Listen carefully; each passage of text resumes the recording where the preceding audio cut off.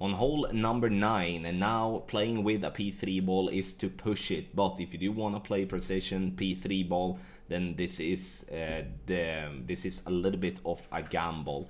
Start with QB NMT with P3 ball, and we are going to go with swapping to Apok and Cat Bag, max topspin to left spin, max curl and max overpower after adjusting max plus 10 P3. If you do play with Apok 7, you're going to move half a ring left whilst having QB on, then swap to Apok, and then you push up half a 0.2 rings after the adjustment. From there we compensate with the top spin and also the lesser curl, so that's important to do. It's obviously will be listed in Telegram and also in the guide. The reason I say it's a gamble with a P3 ball is that if you do hit a great left, you're more likely to have dead bounces. Then you will not reach to do the rough bump on the approach, and then you have to play the backup option, which is droppable, but it's not as good.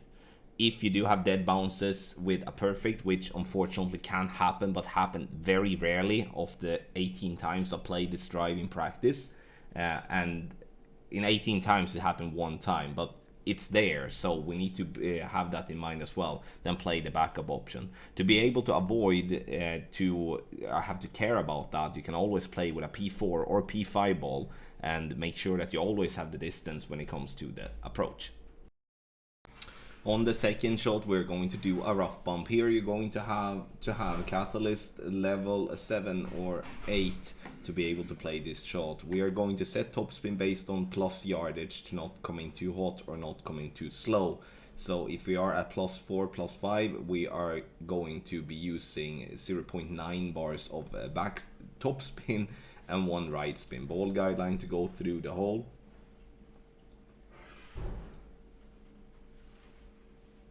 And then we're going to make an adjustment that's going to be 72% slider, no elevation, P3 numbers, and that is from +4 and +5.